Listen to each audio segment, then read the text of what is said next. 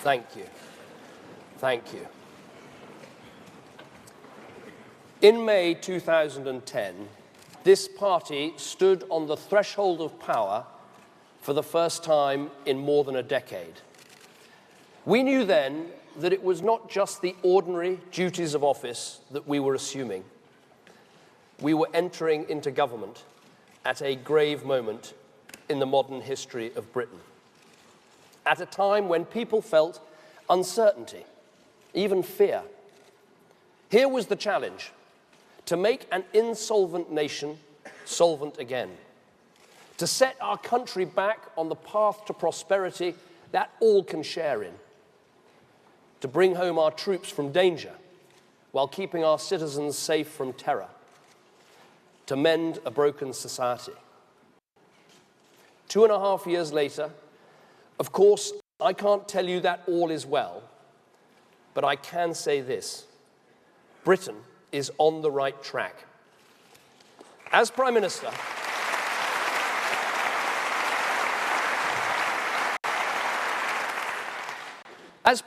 it has fallen to me to say some hard things and to help our country face some hard truths. All of my adult life, whatever the difficulties, the British people have at least been confident about one thing: we've thought we can pay our way, that we can earn our living as a major industrial country, and we will always remain one. It has fallen to us to say that we cannot assume that any longer. Unless we act, unless we take difficult, painful decisions, unless we show determination and imagination, Britain may not be in the future what it has been in the past. Because the truth is this: we are in a global race today. And that means an hour of reckoning for countries like ours. Sink or swim, do or decline. To take office, to become the government at such a moment is a duty and an honor. And we will rise to the challenge. Now today, I want to set out a serious argument to this country about how we do that, about how we compete and thrive in this world. How can we make sure that in this century, like the ones before, Britain is on the rise? Nothing matters more. Every battle we fight, every plan we make, every decision we take is to achieve that end: Britain on the rise.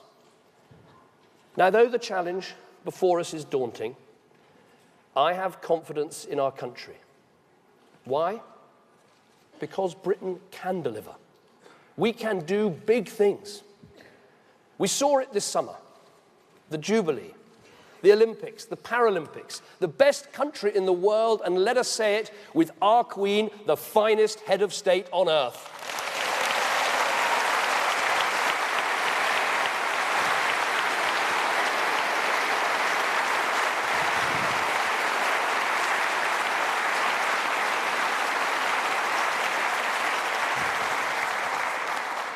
I was recently trying to think of my favorite moment of that extraordinary summer.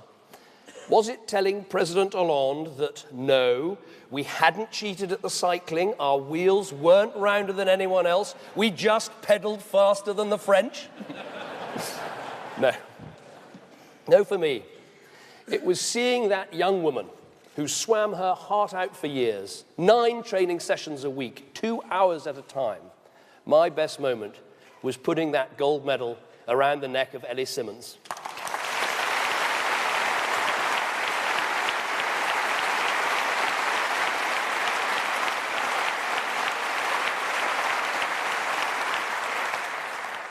And you know something? I'm so grateful for what those Paralympians did. When I used to push my son Ivan around in his wheelchair, I used to think that too many people saw the wheelchair and not the boy. I think today more people would see the boy and not the wheelchair, and that's because of what happened in Britain this summer.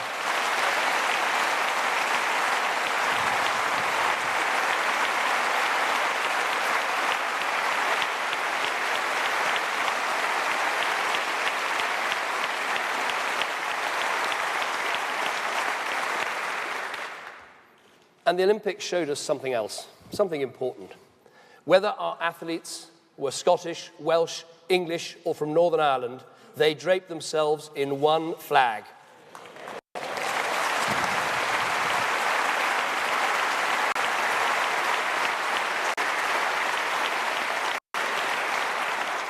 Now, there was, of course, one person who didn't like that. He's called Alex Salmond. I'm going to go and see him on Monday to sort out that referendum on independence by the end of 2014. Because there are many things I want this coalition government to do. But what could be more important than saving our United Kingdom? So let's say it. We are better together. We will rise together. And let us fight that referendum with everything we've got.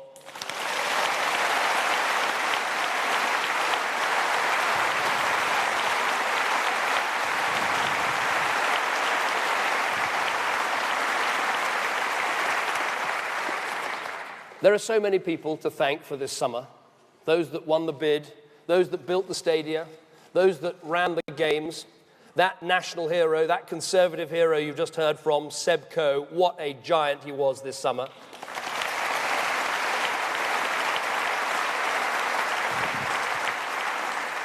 But of course, there is also the man who put the smile on all our faces, the zinger on the zip wire, the Conservative Mayor of London, our own Boris Johnson.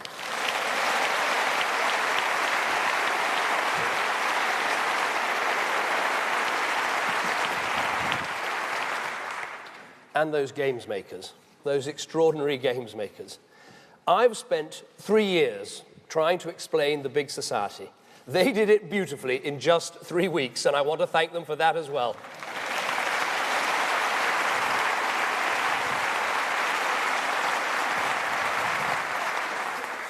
Now, there is another group of people who stepped into the breach this summer, and we in this party, we never forget them. Our armed forces have been on the ground in Afghanistan now for over 10 years. 433 men and women have paid the ultimate price and made the ultimate sacrifice. Just last weekend, there was a memorial service for one of the fallen, and the eulogy said this: all that they had, they gave. All that they might have had. All that they had ever been. All that they might ever have become. Beautiful words, painful words.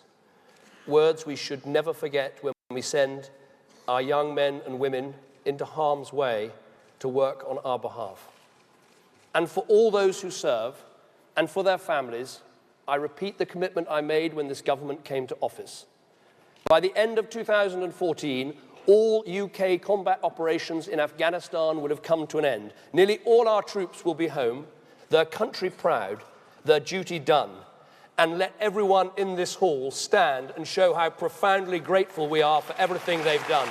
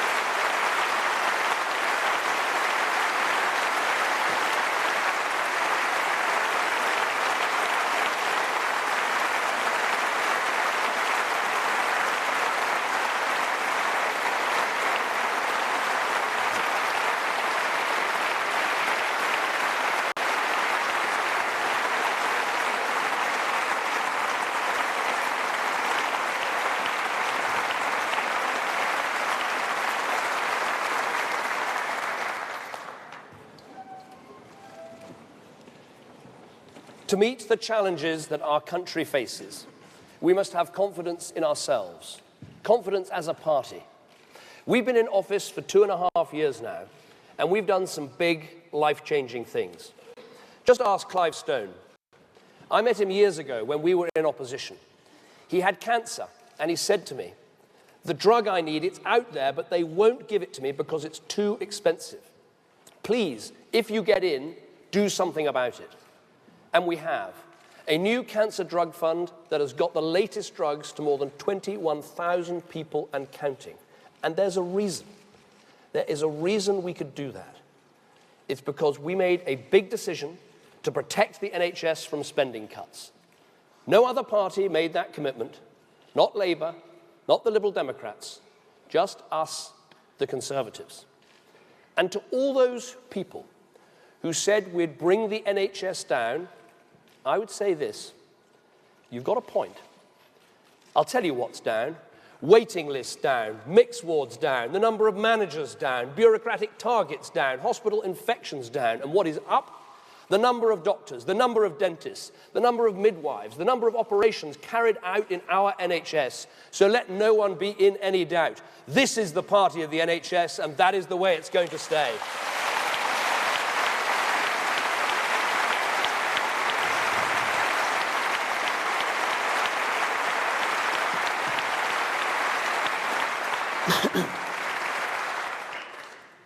We made another big decision, too, in these difficult times, and that was to go on saving lives abroad. Now, I know that some are skeptical about our aid budget, but picture the scene. You're in a health centre in Kinshasa. See the child with the needle in her arm being injected with a yellow fever vaccine. That is the difference between living and dying. How can anyone tell me that is a waste of money?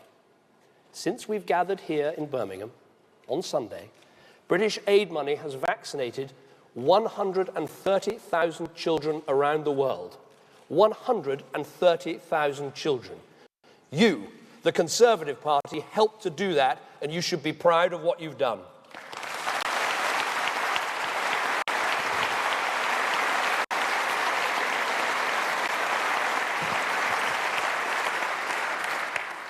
And here's something else this party has done in government.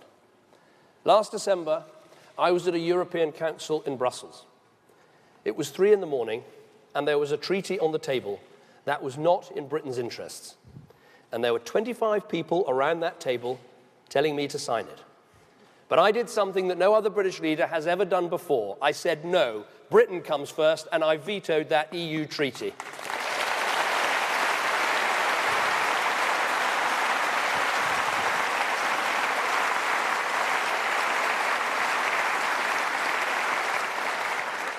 So, my friends, we're doing big Conservative things. For years, people said, you'll never reform public sector pensions. The trade unions won't stand for it. Well, we've done it, and it's going to cut the cost to the taxpayer almost in half. For years, people said, benefits are out of control. There's nothing you can do about it. Well, because of our welfare cap, no family will be getting more in benefits than the average family earns. For years, people said.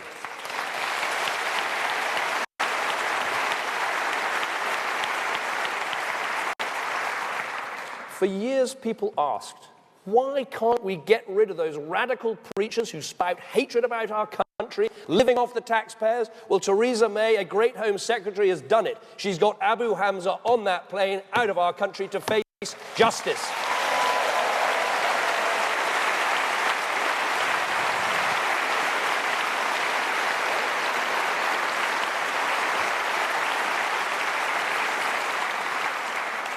So be proud of what we've done already.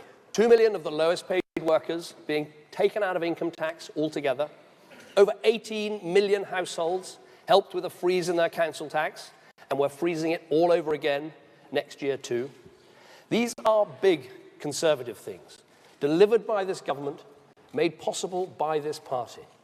We can deliver. We can do big things.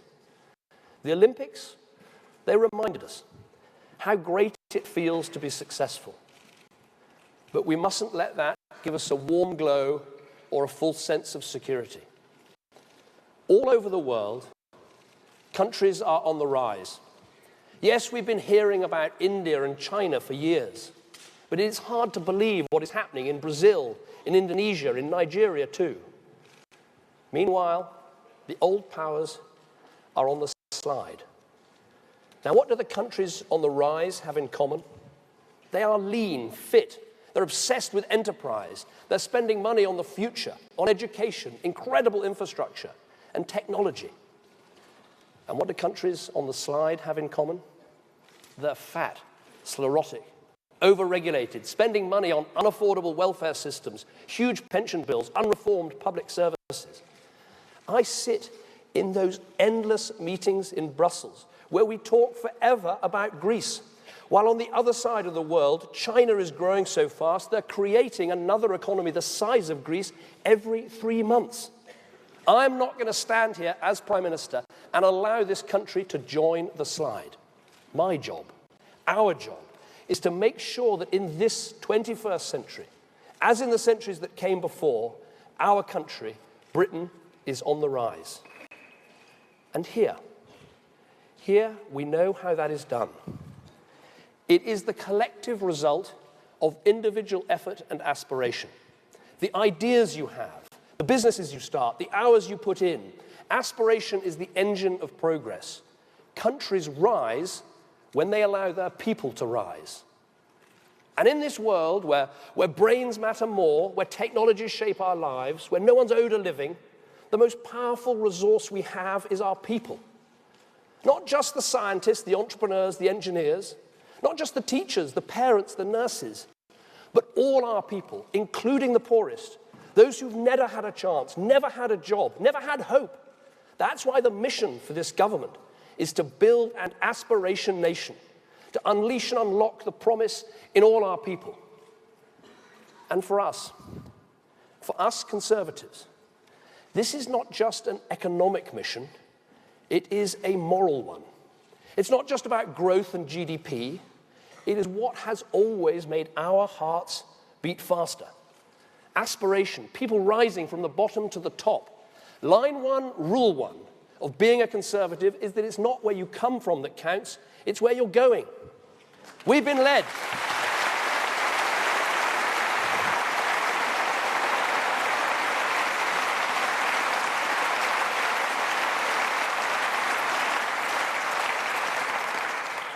We've been led by the daughter of a grocer, the son of a music hall performer, by a Jew when Jews were persecuted, by a woman when women were sidelined. We don't look at the label on the tin, we look at what's in it.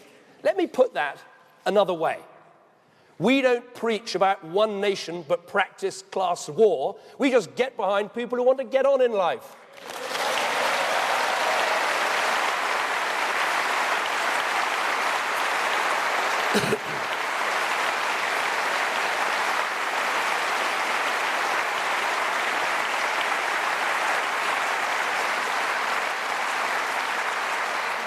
That's right. The doers, the risk takers, the young people who dream of their first paycheck, their first car, their first home. Those people are ready and willing to work hard to get those things. While the other intellectuals of other parties might sneer at people who want to get on in life, we here salute you. They call us the party of the better off. No, we're the party of the want to be better off, those who strive to make a better life for themselves, and we should never be ashamed of saying so.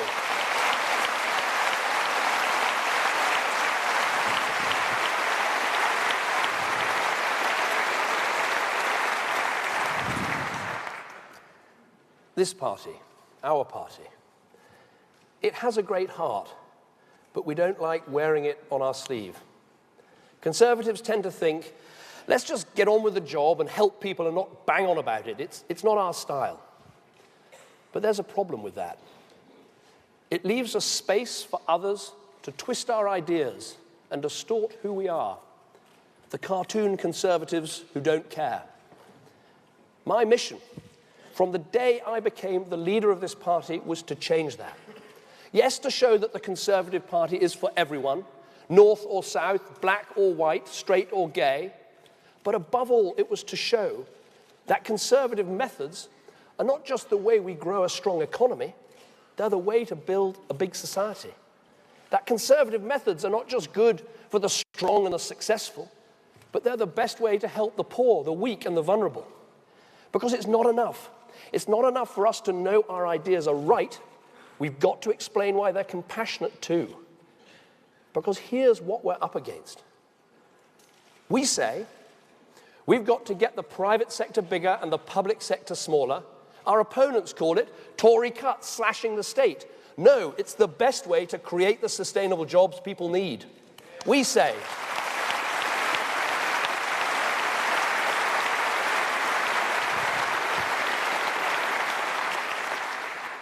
We say help people become independent from welfare.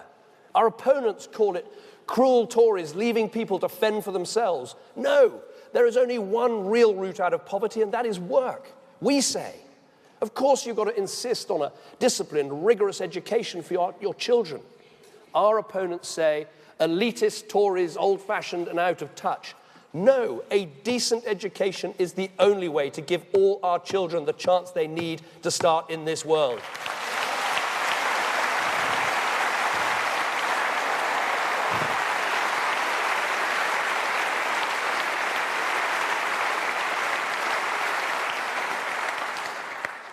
The reason we want to reform schools, to cut welfare dependency, to reduce government spending, is not because we're the same old Tories who want to help the rich.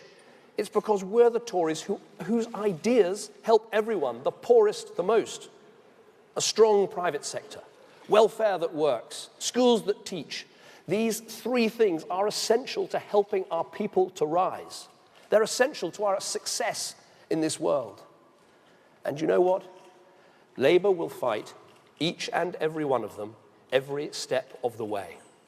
So these three things are not just the battleground for Britain's future, they are also the battle lines for the next election. And it is a fight we've got to win for our party, for our country, but above all for our nation's future.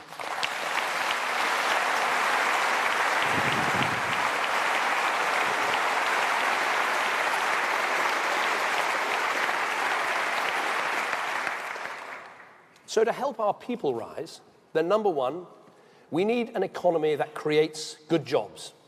We need businesses of every size and every type of industry in every part of the country investing and taking people on. Now, there are some basic things they need in order to do that. They need low interest rates so they can afford to take out a loan.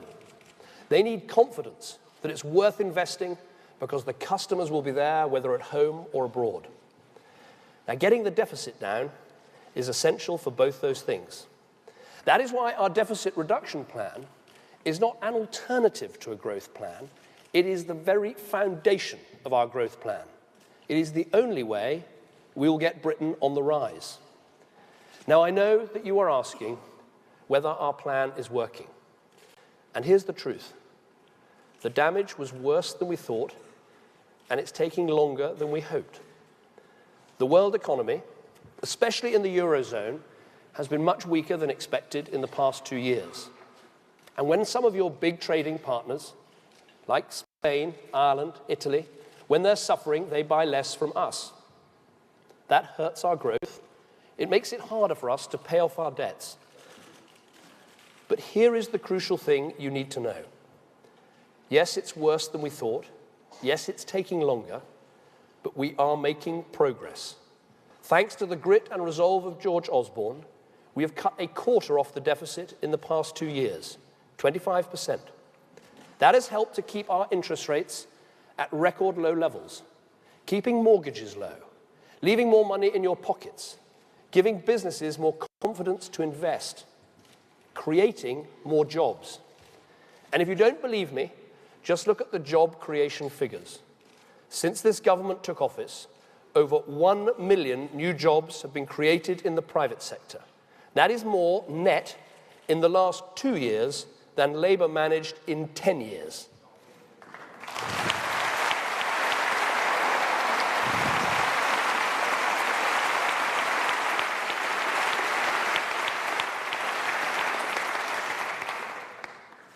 Now, the Labour politicians who got us into this mess, they say they have a different way out of it.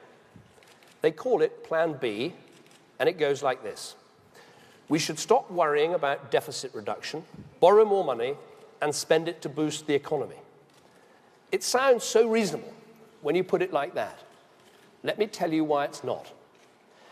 Right now, while we've got a deficit, the people we're borrowing money from believe that we'll pay it back because we've set out a tough plan to cut spending and to live within our means. That's why our interest rates are amongst the lowest in the world, even though the deficit left to us by Labour was one of the highest in the world. If we did what Labour want and we watered down our plans, the risk is that the people that we borrow money from would start to question our ability and our resolve to pay off our debts. Some might actually refuse to lend us any money at all. Others would only lend it to us at higher interest rates. That would hurt the economy, and it would hit people hard. If you have a mortgage of £100,000, just a 1% increase in interest rates would mean an extra £1,000 to pay each year. So Labour's plan to borrow more is actually a massive gamble with our economy and our future. It would squander all of the sacrifices we've already made. And let me put it like this. We're here because we spent too much and borrowed too much. How on earth can the answer be more spending and more borrowing?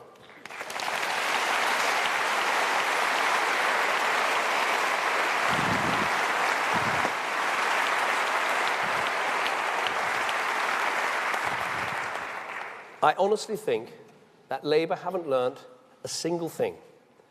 When they were in office, their answer was always borrow more money. Now they're out of office. It's borrow more money. Whatever the day, whatever the question, whatever the weather, it is borrow more money. Borrow, borrow, borrow. Labour, the party of one notion, borrowing.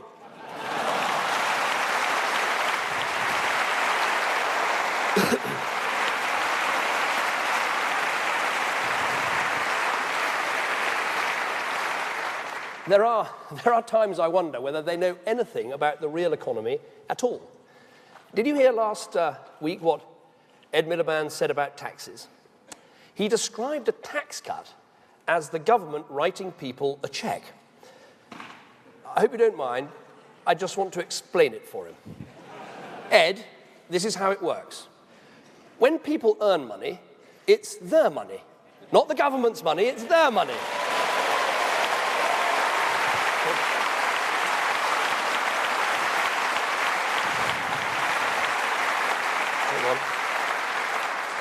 Don't interrupt, I don't want him to lose the thread.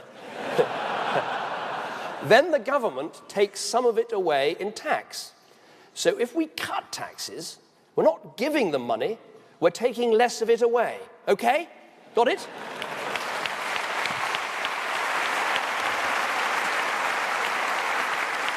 And you know what? While we're on it, who suffers when the wealthy businessman or entrepreneur goes off to live in Geneva? Not him. He's paying about half the tax he'd do if he was staying here. It's those who want to work, because the jobs, the investment, the growth will go somewhere else.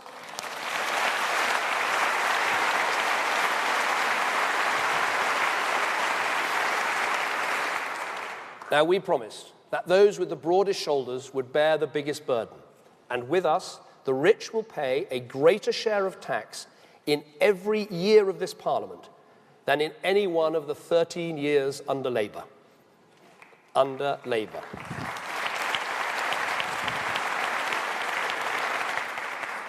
We haven't forgotten what it was like under Labour. We remember who spent our golden legacy, who sold our gold, who busted our banks, who smothered our businesses, who racked up our debts, who wrecked our economy, who ruined our reputation, who risked our future. Who did this? Labour did this, and our country should never forget it.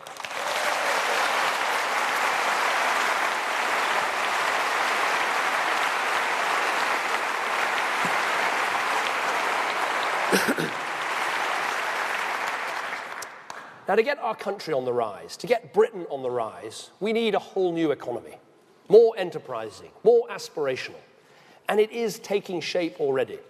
We're getting back our entrepreneurial streak. Last year, the rate of new business creation was faster than any other year in our history. Let me repeat that. The rate at which new businesses started was faster last year than ever before. We are making things again. We had a trade surplus in cars for the first time in almost 40 years. And it's not just the old industries that are growing, it's the new ones. We're #1 in the world for offshore wind, #1 in the world for tidal power. We've got the world's first green investment bank. Britain leading, Britain on the rise. We're showing we can do it. Look at the new investment that is coming in. In the last 2 years, Google, Intel, Cisco, the big tech firms, they've all set up new bases here. And we are selling to the world again. When I became Prime Minister, I said to the Foreign Office, those embassies you've got, turn them into showrooms for our cars, department stores for our fashion, technology hubs for British startups. Yes, you're diplomats, and as William said in that fantastic speech, you're the best diplomats on the globe, but you also need to be our country's sales force.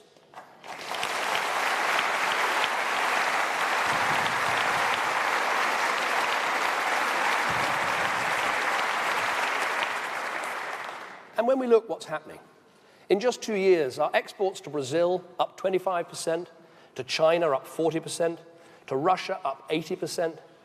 There are so many opportunities in this world. And I want to tell you briefly about just one business that is really seizing them. It's run by a guy called Alistair Lukies. He and his partner saw a world with almost 6 billion mobile phones, but just 2 billion bank accounts.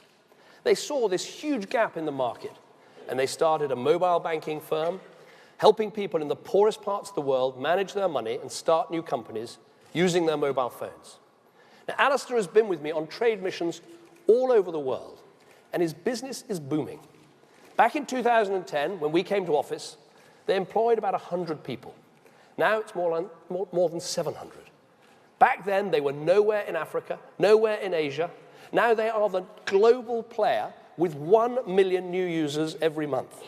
So don't let anyone tell us that Britain can't make it in this world. We are the most enterprising, buccaneering, creative, dynamic nation on earth.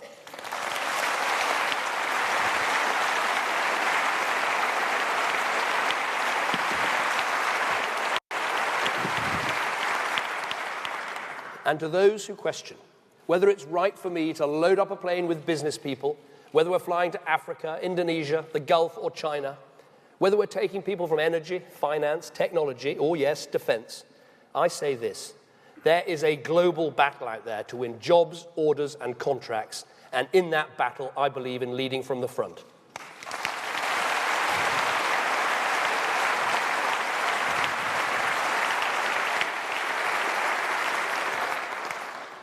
But to get our economy on the rise, there's a lot more that we need to do, and frankly, there's a lot more fights to be had. Because there are too many people out there that I would call the yes but no people. The ones who say, yes, our businesses need to expand, but no, we can't reform planning. It's simple.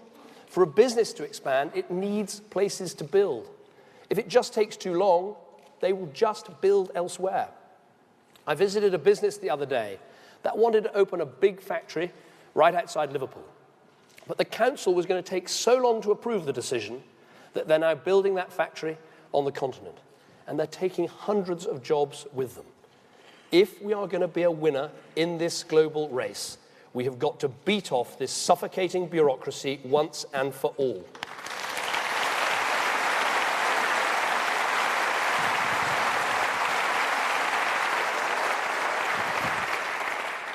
And then there are those who say, yes, of course we need more housing, but no to every development and not in my backyard. Now look, house building isn't just a vital engine of our economy. It goes much, much wider and bigger than that. It's okay for my generation. Many of us have got on the ladder. But do you know the average age that someone buys their home today without help from their parents? It is 33 years old. We are the party of home ownership, and we cannot let this go on. So yes, we're doubling the discount for buying your council house. We're helping first-time buyers with 95% mortgages. But there's something else we need to do, and that is accept that we need to build a lot more houses in Britain.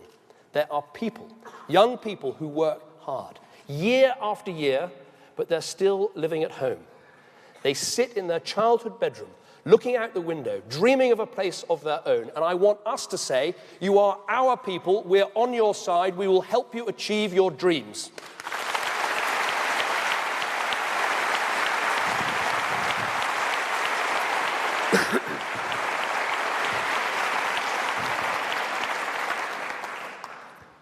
Now, if we want our people to rise, so Britain can rise, we must tackle welfare. Here are 2 facts for you. Fact 1, we spend £80 billion a year on welfare for working-age people. Not pensions, just welfare for working-age people. And that is 1 in 8 of every pound that the government spends. Fact 2, more of our children live in households where nobody works than almost any other nation in Europe. Let me put it simply. Welfare isn't working, and this is a tragedy. Now, our reforms are just as profound as those of Beveridge 60 years ago. He had his great evils to slay: squalor, ignorance, want, idleness, and disease. Here are mine. First, unfairness.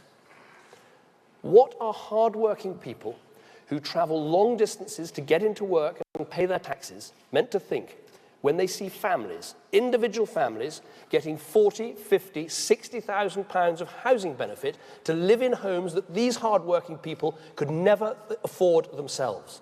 It is an outrage, and we are ending it by capping housing benefit.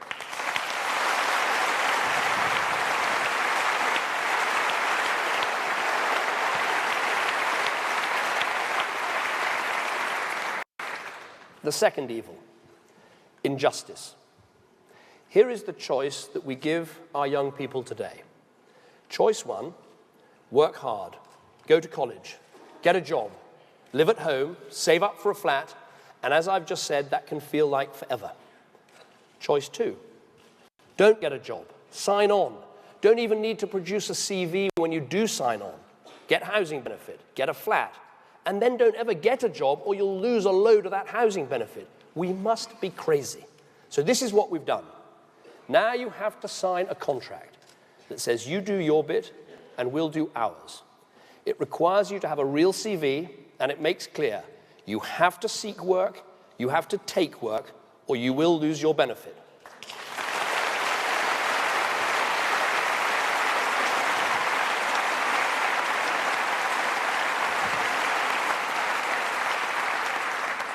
And we are going to look at ending automatic access to housing benefit for people under 25 too.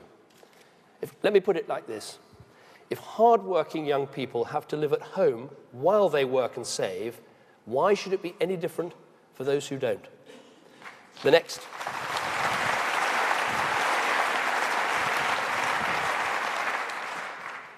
evil, bureaucracy. Sign on, sign here, come back in a fortnight, repeat as required.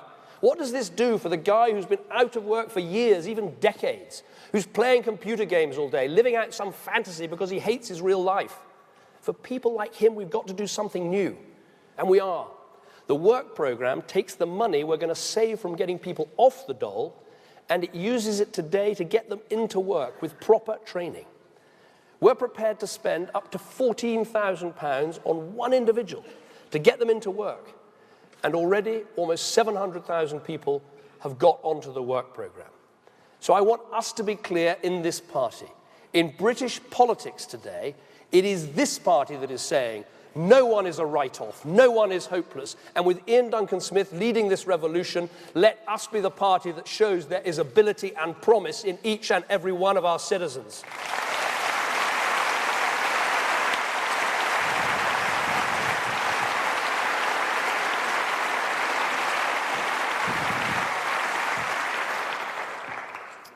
And just one more thing on welfare.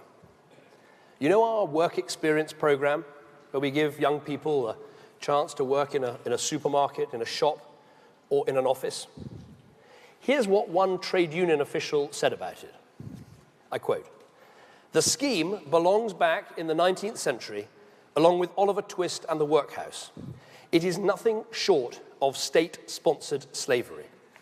What a snobbish, appalling, outdated, wrong-headed attitude to the idea of work. We're not sending young people up chimneys, we're giving them a chance. What is cruel is not asking something of people, it's when we ask nothing of them. Work isn't slavery, it's poverty that's slavery. And let it again be us, the modern, compassionate Conservatives, who lead the fight against poverty in Britain today.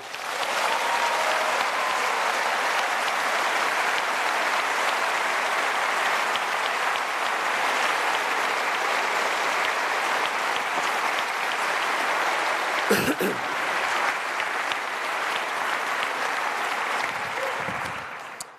help people rise, to help Britain rise, there is a third crucial thing we have to do: educate all our children.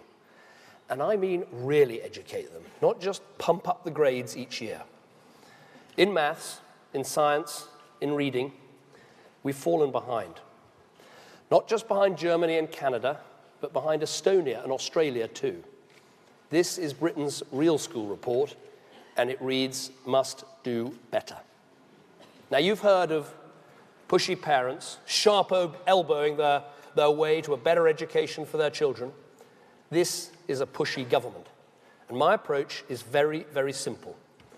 I've got 2 children in primary school, and I want for your children what I want for mine: to go to schools where discipline is strict, where expectations are high, and where no excuses are accepted for failure. And I don't want great schools just to be the preserve of those that can pay the fees or buy the nice house in the catchment area. I want those schools to be open to every child in every neighborhood. And the reason I know that every child can go to a school like this is because with this government, more and more new ones are opening. Now, you've heard from some of them this week, not just the 79 new free schools with over 100 more to come, but you've heard from some of the more 2,000 academies that we have helped to create. These are state schools, but given all the freedoms and carrying all the high expectations of private schools. Yes, that is my plan. Millions of children sent to independent schools in the state sector.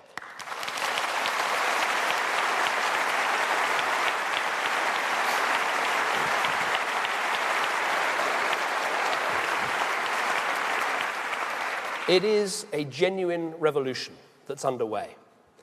The Harris Academy in Peckham, it has increased the number of students getting 5 good GCSEs from 12% when it was under local authority control to almost 90% now.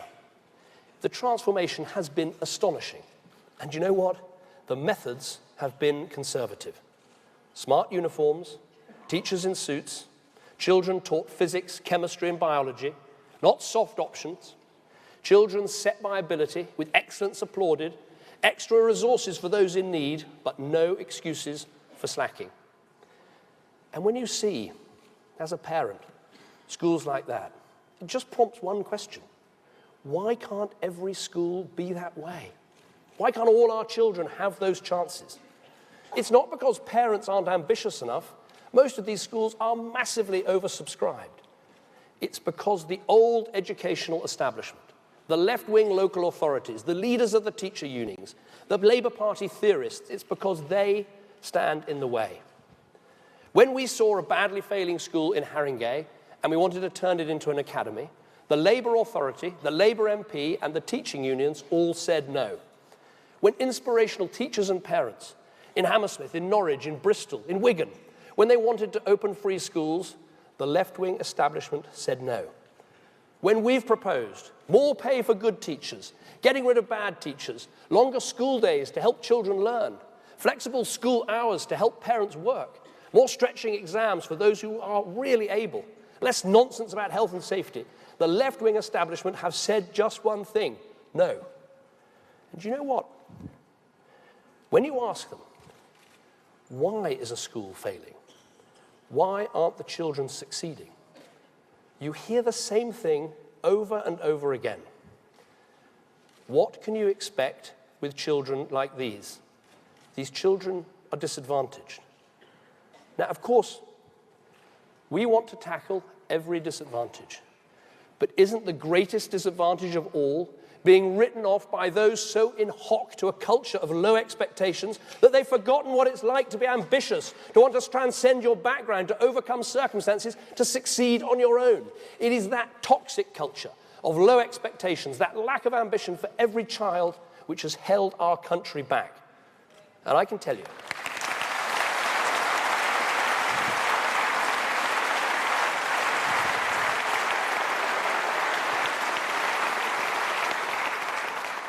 and let me tell you a thing or two about Michael Gove and I. We are not waiting for an outbreak of sanity at the headquarters of the NUT.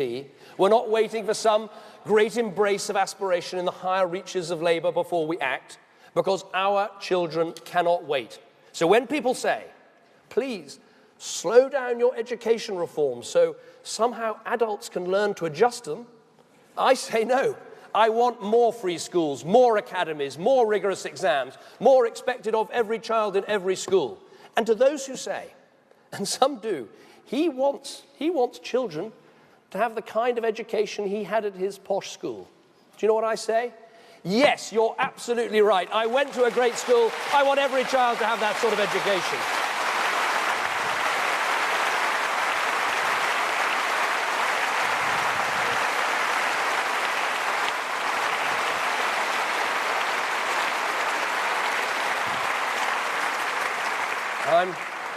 I'm not here to defend privilege.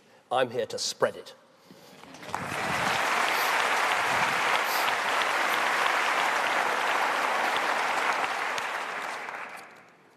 I don't have a hard luck story.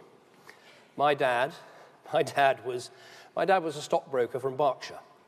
But it's only when your dad is gone that you realize not just how much you miss them or how much you really love them, but how much you really owe them. My dad influenced me much more than I ever thought.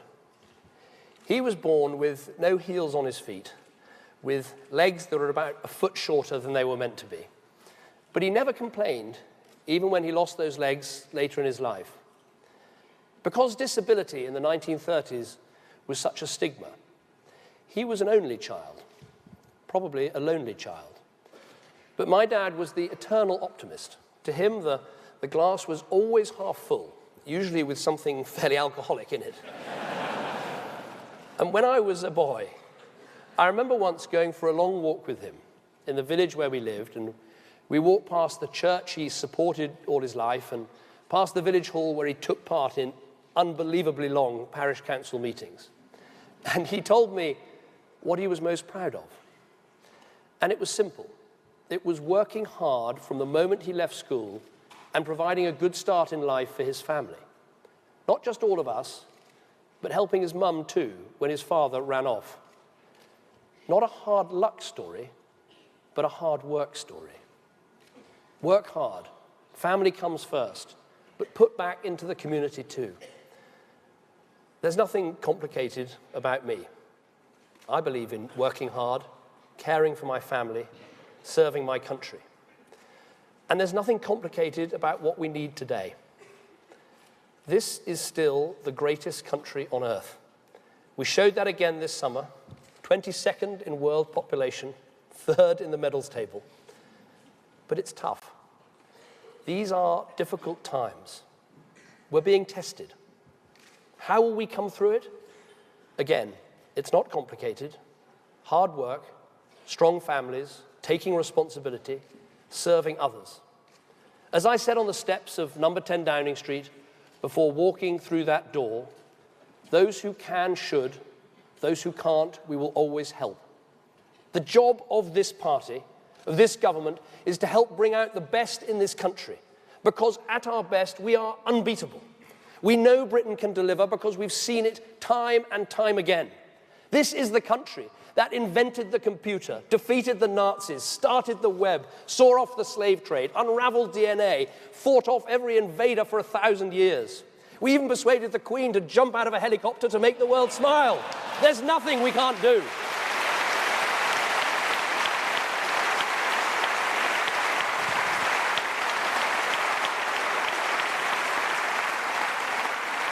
Can we make Britain the best place in the world to start a business, to grow a business, to help that business take on the world and win? Yes. Can we, the people who invented the welfare state in the first place, turn it into something that rewards efforts, that helps keep families together, that really helps the poorest with a new start in life? Yes. And can we take those schools and turn out students that will take on the brightest in the world? Yes, of course we can. Let us here in this hall, here in this government, together in this country, make this pledge Let us build an aspiration nation.